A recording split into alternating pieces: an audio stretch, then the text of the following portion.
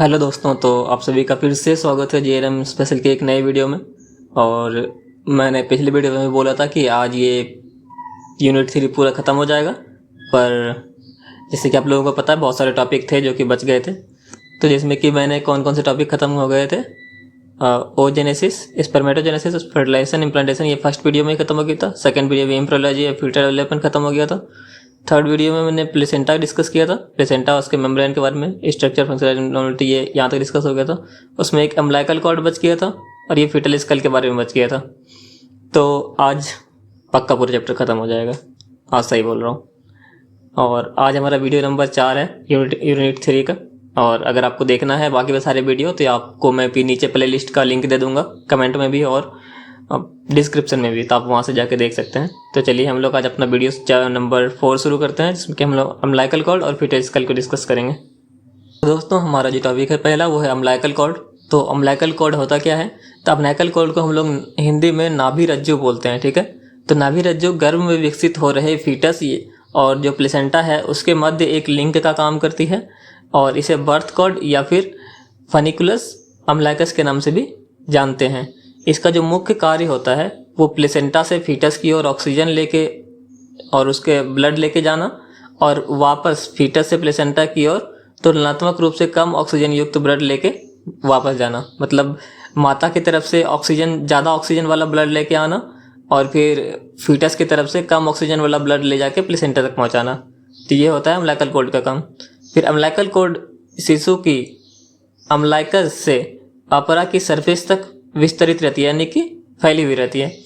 और नाभि रज्जु सीधे माता के परिसंचरण तंत्र से जुड़ा नहीं होता है, अपितु यह प्लेसेंटा से जुड़ा होता है, जो कि माता की ओर से तथा माता की ओर पदार्थों का स्थानांतरण करती है। तो ये डायरेक्टली माता से नहीं जुड़ा हुआ रहता है, ये प्लेसेंटा से जुड़ा हुआ रहता है, ठीक है। और प्लेसेंटा से जुड़ के और उसके बाद वहाँ से वो आदान प्रदान करता है। फिर हम देखेंगे इसके स्ट्रक्चर के बारे में। तो स्ट्रक्चर में क्या क्या होता है? एमनियोटिक एपिथेलियम, जो कि इसके जो कवर होते हैं उसको कवर करके रखता है। और ब्लड वेसल्स, इसमें ब्लड वेसल में 4 ब्लड वेसल पाया जाता है, जिसमें कि 2 आर्टरी 2 वेन होता है। पर जब चौथा महीना आता है तो उस टाइम पे जो राइट अम्बिलिकल वेन है वो गायब हो जाता है। तो इसके बाद 4 महीने की प्रेगनेंसी के बाद 3 ही ब्लड वेसल्स पाई जाती है, 2 धमनी और 1 शिरा, यानी कि 2 आर्टरी और 1 वेन, इतना ही बचता है। तो हम देखते हैं फिर इसका स्ट्रक्चर में क्या क्या है। तो यहाँ पे आपको दिख रहा होगा कि ये जो एमनियोटिक एपिथेलियम था ये इसको कवर करके रखा है चारों तरफ से, आपको दिख रहा है यहाँ पे। और इसके बाद इसके जो बीच में ये जेली है, ये जो लिक्विड जैसा आपको स्ट्रक्चर जेली जैसा दिख रहा है, इसको वाटर जेली बोलते हैं, जो कि जो लेयर है इसको, जो ये सब तीनों है इसको प्रोटेक्ट करके रखता है। ये तीनों क्या क्या है? तो ये 2 आर्टरी है, यहाँ पे आपको दिख रहा है, ये जो मैंने मार्क किया है अभी, मैं दूसरे कलर से मार्क कर देता हूँ। ये जो दोनों कवरिंग है, ये दोनों जो है ये है अम्बिलिकल आर्टरी और ये है अम्बिलिकल वेन, ठीक है। तो आपको समझ में आ रहा होगा यहाँ पे। और स्ट्रक्चर देख लिया आपने, और इसका हम लोग अब देखते हैं फंक्शन। तो फंक्शन में क्या होता है कि जो अम्बिलिकल कॉर्ड में पाई जाने वाली अम्बिलिकल वेन जो है, ठीक है, अम्बिलिकल वेन जो है वह ऑक्सीजन लेकर पोषक युक्त ब्लड प्लेसेंटा से फीटस की ओर लेकर आती है, और इस प्रकार फीटस तक ऑक्सीजन और पोषक पदार्थों की सप्लाई करती है।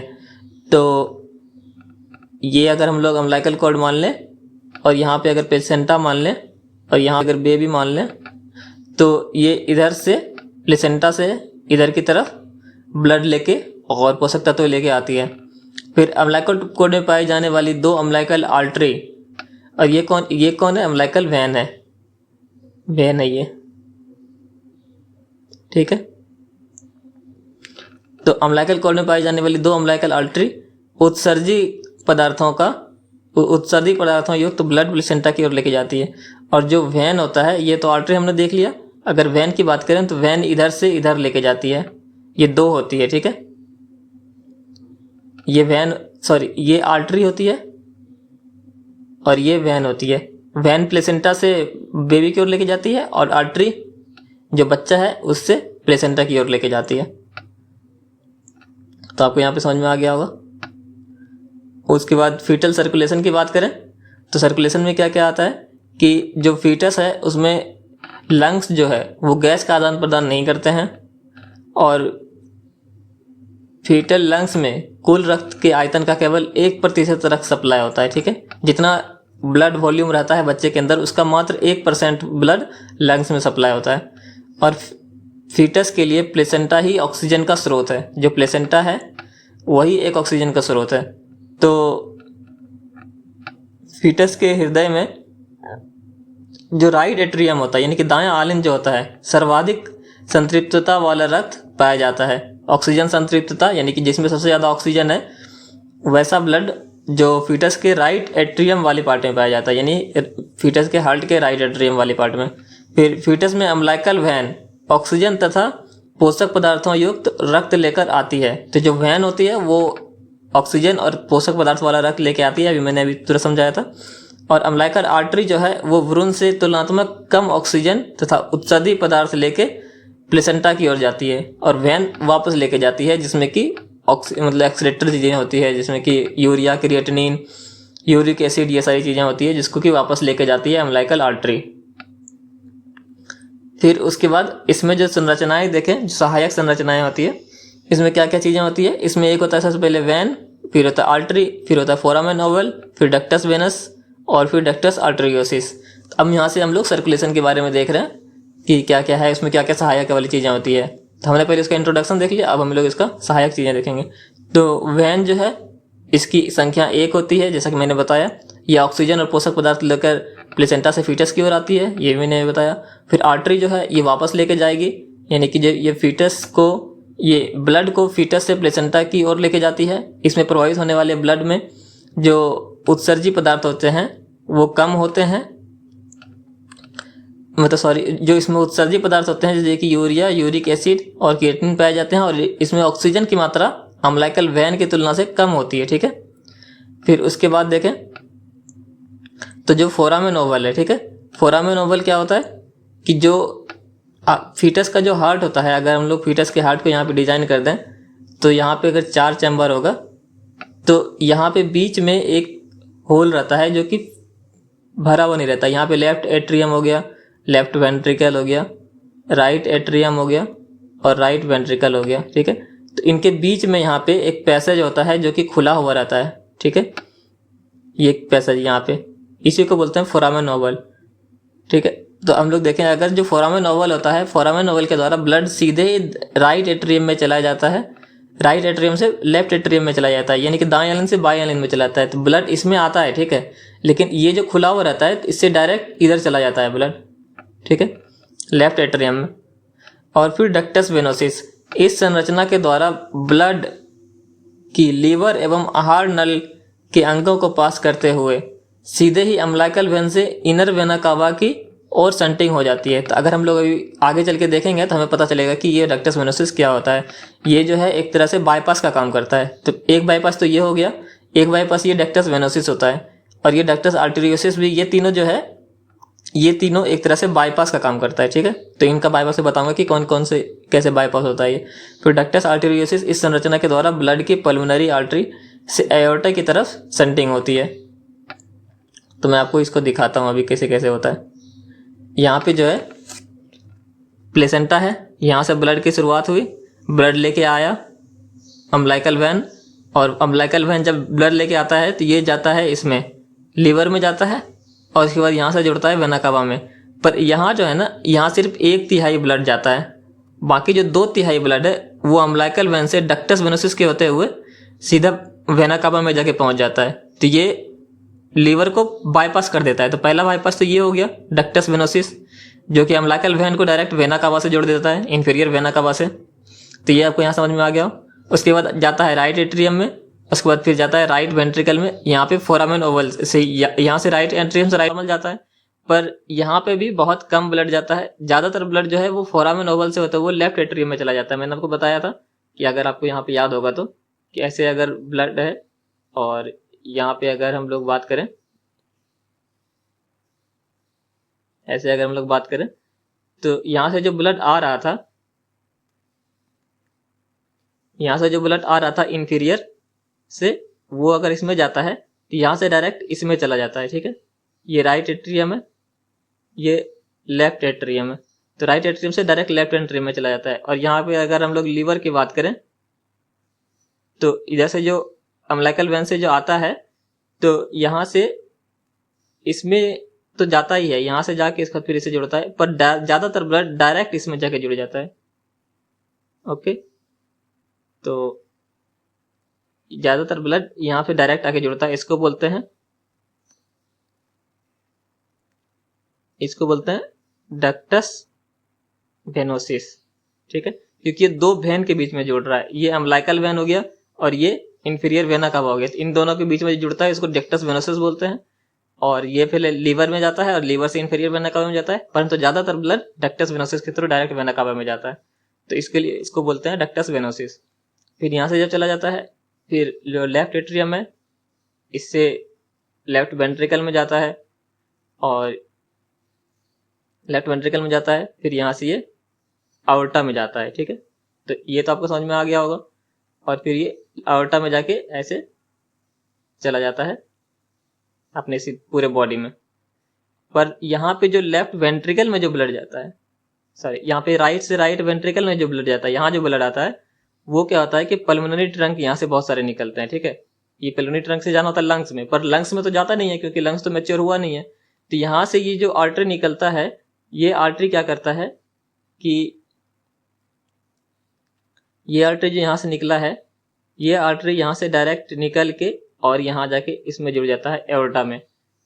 ठीक है, इसको बोलते हैं डक्टस आर्टेरियोसिस, क्योंकि यहाँ से एक आर्टरी निकला और इस आर्टरी में बॉडी वाले आर्टरी में जाके जुट गया, इसको बोलते हैं डक्टस आर्टेरियोसिस। और ये जो बाईपास होता है इसको बोलते हैं डक्टस आर्टेरियोसिस, क्योंकि ये दो आर्टरी के बीच में बन रहा है, एक पल्मोनरी आर्टरी और ये बॉडी वाली आर्टरी, तो इसलिए इसको डक्टस आर्टेरियोसिस बोलते हैं। तो ये वेन सिस्टम में आ जाता है ब्लड, फिर यहाँ से एओर्टा में आ गया, फिर सिस्टमिक सर्कुलेशन में चला जाता है ये, फिर ये यहाँ से आगे फिर इधर डक्टस आर्टेरियोसिस अम्बिलिकल आर्टरी में चला जाता है, अम्बिलिकल आर्टरी से जाके फिर ये प्लेसेंटा में पहुंच जाता है। तो एक फिर से इसको देख लेते हैं कि प्लेसेंटा से ब्लड शुरू होता है, अम्बिलिकल वेन के थ्रू वापस बॉडी में आता है बच्चे के, और बच्चे के बॉडी में आके लीवर में जाता है। ठीक है, पर ज्यादातर ब्लड लीवर से ना होकर डक्टस वेनोसिस से होकर डायरेक्ट वेना कावा में चला जाता है, और लीवर से ब्लड होते हुए वेना कावा में पहुंचता है। तो एक यहाँ समझ में आ गया आपको।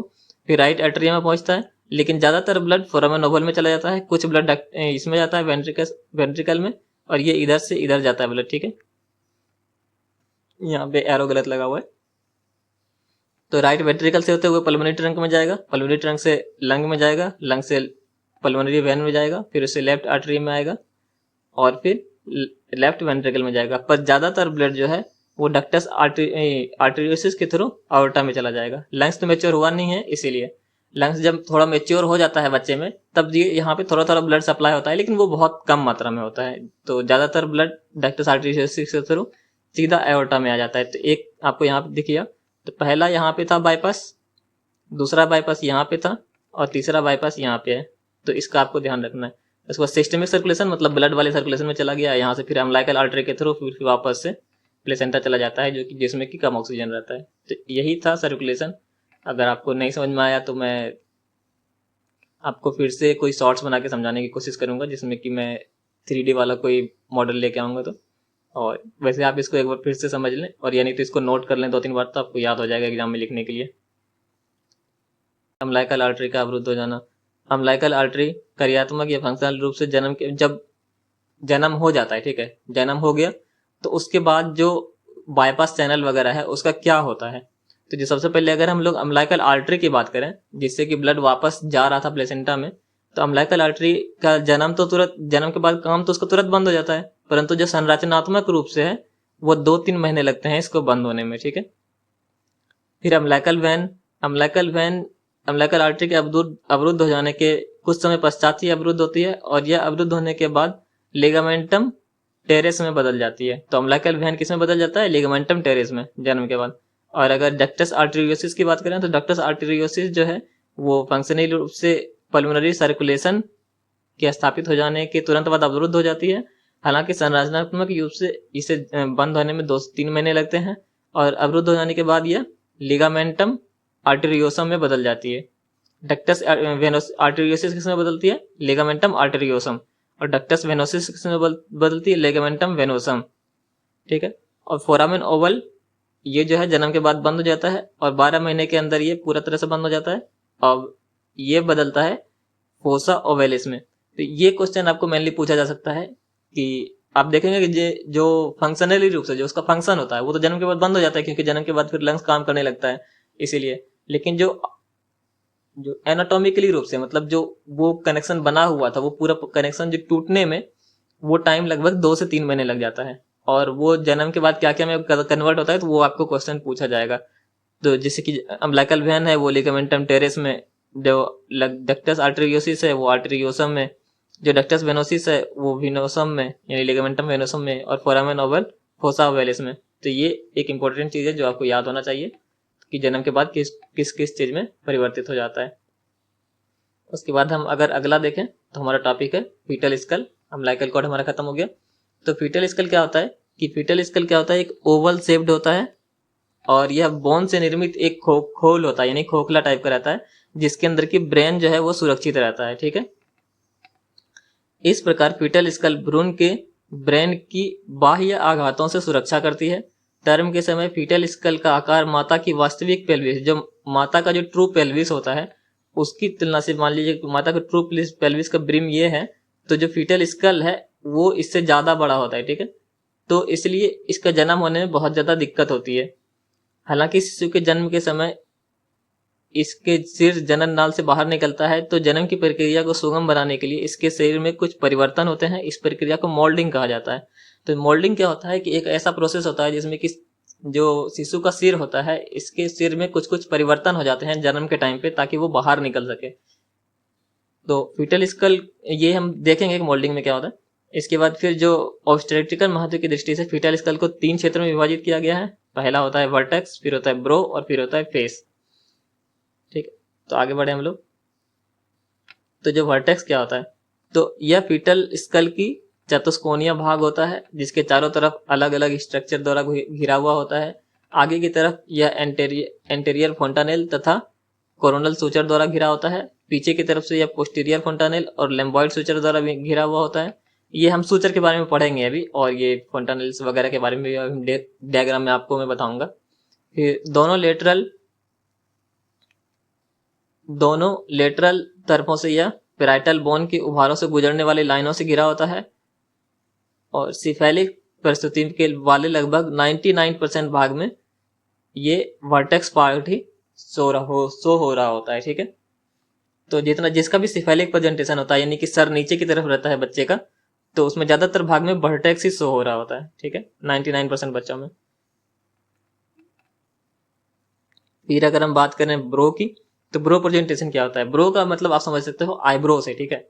तो फीटल स्कल का यह भाग ऊपर की ओर से ब्रैगमा तथा अग्र फोंटानेल तथा कोरोनल सूचर से घिरा होता है।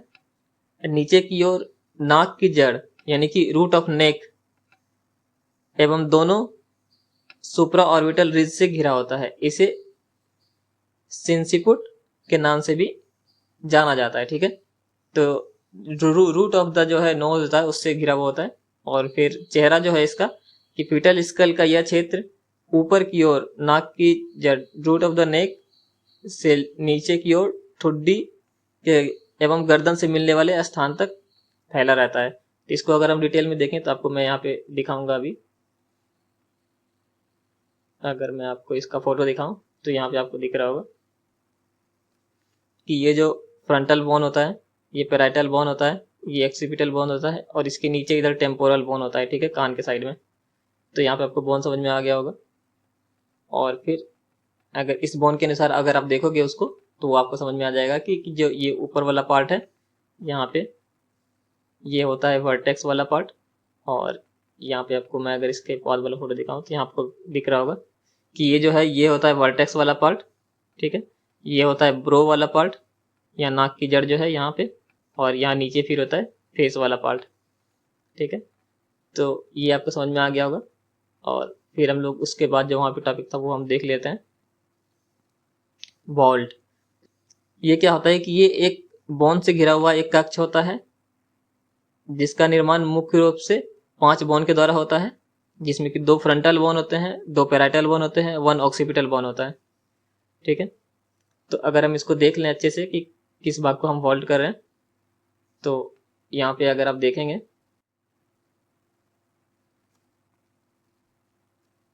तो 2 फ्रंटल बोन, 2 पैराइटल बोन और 1 ऑक्सीपिटल बोन, इसके बीच में जो खाली जगह होता है उसको हम लोग बोलते हैं वॉल्ट। ठीक है, जिसके अंदर की जो हमारा दिमाग है या फिर जिसको हम ब्रेन बोलते हैं वो सुरक्षित रहता है। इसके बाद देखें सूचर। तो सूचर क्या होता है, ये एक अगतिशील जॉइंट होते हैं, यानी कि इमूवेबल जॉइंट होते हैं, जो कि फीटल स्कल के बोन के मध्य पाई जाती है। मतलब 2 बोन के जो 2 हड्डियों के बीच में जो जॉइंट पाया जाता है उसको हम लोग सूचर बोलते हैं। एक होता है फ्रंटल। फ्रंटल से आपको नाम समझ में आ रहा होगा कि 2 फ्रंटल बोन के बीच में पाए जाने वाले जॉइंट को फ्रंटल जॉइंट सूचर कहते हैं। फिर जो कोरोनल सूचर, यह पेराइटल बोन के मध्य पाए जाने वाला सूचर है।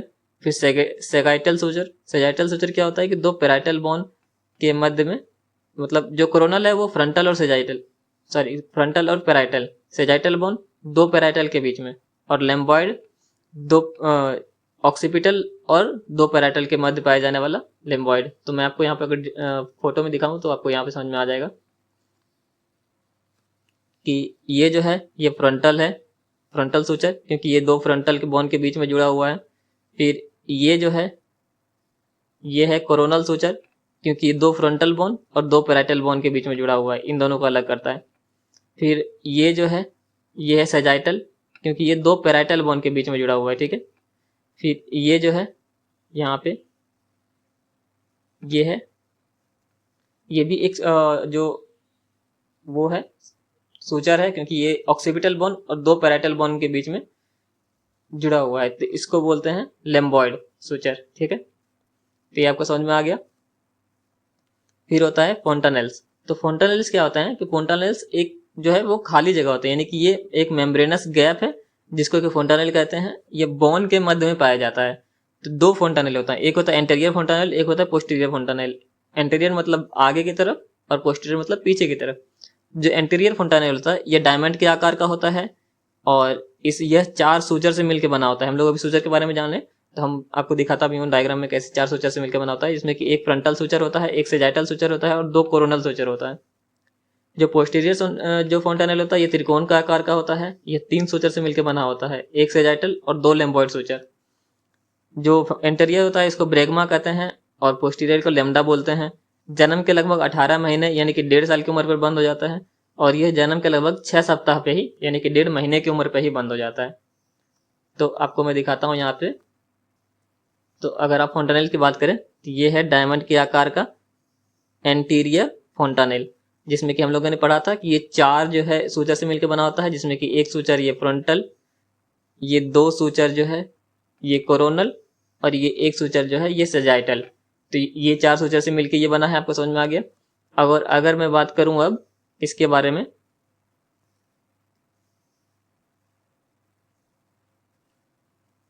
ये त्रिकोण कलर का जो है ये त्रिकोण जैसा, इसको हम लोग बोलते हैं पोस्टीरियर फोंटानेल। पोस्टीरियर फोंटानेल आपको यहाँ पे दिख रहा होगा कि एक सेजाइटल से बना है और 2 ये लेम्बॉइड से बना है। ठीक है, तो आपको यहाँ पे समझ में आ गया होगा कि ये कैसे कैसे है। और इसको ब्रेगमा बोलते हैं, इसको बोलते हैं ब्रेगमा, इसको बोलते हैं लेमडा। तो ये नाम आपको याद रखना जरूरी है, क्योंकि अगर हम अभी डायमीटर पढ़ेंगे ना तो उसमें नाम का बहुत ज़्यादा इंपॉर्टेंस होगा, तो ये आपको समझ में आ जाना चाहिए। अब आगे हम लोग देखें तो यहाँ पर भी आप अच्छे से देख रहे होंगे सारे। ये देखिए ये टेम्पोरल है, टेम्पोरल बोन है। ये अगर ये दिख रहा है पार्ट तो ब्रो होगा, ये पार्ट वर्टेक्स होगा, और ये पार्ट ऑक्सीपुट होगा, और ये फेस पार्ट है। ये जो है ये लेम्बॉइड सूचर है, जैसे मैंने आपको बताया था, क्योंकि ये ऑक्सीपुट और इसको अलग करता है। यहाँ पे एंटीरियर फोंटानेल है, यहाँ पे पोस्टीरियर फोंटानेल है। इसको बंद होने में 1-1.5 महीने का टाइम लगता है, एंटीरियर फोंटानेल को बंद होने में 1.5 साल का टाइम लगता है। यहाँ पे आपको समझ में आ गया इतने सारी चीज़ें। और मैं इसके बाद एक शॉर्ट्स भी डालूंगा जिसमें कि मैं 3D लाइव में दिखाऊंगा बोन्स के बारे में। वैसे वो एडल्ट का होगा पर आप समझ जाएंगे उसको अच्छे से, और उसमें मैं वॉल्ट वगैरह के बारे में भी बताऊंगा कि क्या मतलब कौन से खोखले भाग को हम लोग वॉल्ट बोलते हैं। तो वो जल्दी ही आएगा। और फिलहाल हम लोग अब जो नेक्स्ट टॉपिक है हमारा वो डायमीटर है, तो डायमीटर को डिस्कस करते हैं। तो जो डायमीटर है उसको हम लोग दो भाग में बांटते हैं डायमीटर को, जिसमें कि एक होता है एंटीरियर पोस्टीरियर डायमीटर। तो एंटीरियर पोस्टीरियर डायमीटर में जो 6 डायमीटर होते हैं और इनके बारे में हम लोग जानते हैं। पहला होता है सब ऑक्सीपिटो ब्रैग्मेटिक, फिर सब ऑक्सीपिटो फ्रंटल, फिर ऑक्सीपिटो फ्रंटल, फिर मेंटो वर्टिकल, सब मेंटो वर्टिकल और सब मेंटो ब्रैग्मेटिक। तो इन सारी चीज़ों के बारे में अगर जाने तो अगर आपको यहाँ पे फोटो दिखाऊं तो आपको दिख रहा होगा यहाँ पे सबसे पहले जो है वो सब ऑक्सीपिटो ब्रैग्मेटिक है। तो एक नंबर हम यहाँ देखें तो ये जो हमारा ऑक्सीपुट बॉन्ड था, ठीक है, इसके बीच के पार्ट से यहाँ जो ब्रैग्मा है यहाँ तक के पार्ट को अगर हम लें तो इसको बोलते हैं सब ऑक्सीपिटो ब्रैग्मेटिक, यहाँ से यहाँ तक। तो आपको दिख रहा होगा ये, मैं यहाँ पे कलर चेंज कर दूँ तो आपको यहाँ अच्छे से दिखेगा। तो ये जो है यहाँ से यहाँ तक जो होता है इसको बोलते हैं सब ऑक्सीपिटो ब्रैग्मेटिक। फिर सब ऑक्सीपिटो फ्रंटल, तो सब ऑक्सीपिट पार्ट से फ्रंटल पार्ट तक, तो ये हमारा फ्रंटल बोन है, तो ये हमारा सेकेंड नंबर हो गया सब ऑक्सीपिटो फ्रंटल। फिर हो जाएगा ऑक्सीपिटो फ्रंटल, तो ऑक्सीपिटो फ्रंटल जो है हमारा ये ऑक्सीपिट यहाँ है हमारा और ये फ्रंटल यहाँ है, तो ये जो हमारा डायमीटर है इसको हम लोग बोलते हैं ऑक्सीपिटो फ्रंटल। फिर होता है मेंटो वर्टिकल, जो मेंटो वर्टिकल की बात करें तो ये यहाँ से यहाँ तक होगा। फिर सबमेंटो वर्टिकल की बात करें तो वो यहाँ से यहाँ तक होगा। और सबमेंटो ब्रैग्मेटिक की बात करें तो वो यहाँ से यहाँ तक होता है, ठीक है। आपको इसमें नहीं शो हो रहा है पर आप याद रख लेना। और ये इस इंपॉर्टेंट चीज़ें जो है इसका लेंथ याद रखना जरूरी है कि ये 9.5 सेंटीमीटर होता है, ये 10.5, ये 11.5, ये 13, ये 9 सेंटीमीटर, ठीक है। और ये कौन से प्रेजेंटेशन में पाया जाता है तो फ्लेक्स्ड वर्टेक्स में पाया जाता है सब ऑक्सीपिटो ब्रैग्मेटिक, पैरेटल डिफ्लेक्स्ड वर्टेक्स में पाया जाता है सब ऑक्सीपिटो फ्रंटल, जो डिफ्लेक्स्ड वर्टेक्स में पाया जाता है वो ऑक्सीपिटो फ्रंटल पाया जाता है। फिर जो ब्रो प्रेजेंटेशन में ये मेंटो वर्टिकल और फेस प्रेजेंटेशन में सब मेंटो ब्रैग्मेटिक। तो ये सारी चीज़ें आपको याद होनी चाहिए। ये मुझे पता है बहुत अजीब अजीब से नाम है पर लिख के याद रखना चाहिए हम लोगों को याद। और जो दूसरा फिर डायमीटर है, दूसरे डायमीटर की बात करें तो वो दूसरा डायमीटर में हमारा है ट्रांसवर्स डायमीटर, जिसमें कि तो ट्रांसवर्स डायमीटर में सबसे पहला आता है बायपैराइटल, फिर होता है सुपर सब पैराइटल और थर्ड होता है बायटेम्पोरल। तो ये सबसे पहले बायपैराइटल देखें तो ये यहाँ से यहाँ तक है। जो दो टेम्पोरल लोब हैं, सॉरी जो पैराइटल बोन्स थे उन दोनों के बीच सबसे लंबी दूरी जो होती है उसको बोलते हैं बायपैराइटल, ये 9.4 सेंटीमीटर होता है। फिर होता है सुपर सब पैराइटल, तो सब पैराइटल मतलब जो पैराइटल बोन के आधे पे जो डिस्टेंस हम लोग नापते हैं उसको बोलते हैं सुपर सब पैराइटल। यहाँ से यहाँ तक आपको दिख रहा होगा ये कि 8.5 सेंटीमीटर होता है। और जो यहाँ पे टेम्पोरल बोन के बीच में जो गैप है उसको बोलते हैं बायटेम्पोरल, जो कि 8 सेंटीमीटर का होता है। तो ये बस आपको याद रखने की ज़रूरत है, आप याद रख के और जगह याद रखें कि कौन सी चीज़ें कहाँ से नापी जा रही है। तो आज की वीडियो में हमारा इतना ही था और आप लोगों का इतना टाइम देने के लिए धन्यवाद। और आज का जो हमारा वीडियो है वो 3rd यूनिट पूरी तरह से ख़त्म हो चुका है। हम लोग नेक्स्ट अगला वीडियो में 4th यूनिट शुरू होगा, जिसमें कि हम लोग बात करेंगे प्रेगनेंसी के बारे में, ठीक है, कि नॉर्मल प्रेगनेंसी का कैसे मैनेजमेंट किया जाता है, उसमें प्री मतलब कंसेप्शन केयर वगैरह ये बहुत सारी चीज़ें आएंगी, एंटीनेटल केयर वगैरह आएंगी। तो हम लोग अगले में उसको डिस्कस करेंगे। और अगर आपको ये वीडियो अच्छा लगा तो आप इस वीडियो को लाइक करें, चैनल को सब्सक्राइब करें और जो भी आपके विचार हैं वो हमें कमेंट में ज़रूर बताएं। और अगर कोई आपको लगता है कि मुझसे कोई गलती भी हुई है बताने में, कुछ मुझे पॉइंट छूट गया है या फिर कोई पॉइंट गलत मैंने बता दिया है, तो अभी आप बता सकते हैं। वैसे मैं जो भी पॉइंट बताता हूँ मैं बहुत ही ज़्यादा श्योर होता हूँ तभी बताता हूँ। तो अगर आपको फिर भी लगता है कि कोई गलती है तो आप मुझे कमेंट में ज़रूर बताएं और आप अपना रिव्यू भी कमेंट में ज़रूर दें कि आपको और क्या चाहिए और क्या नहीं चाहिए। तो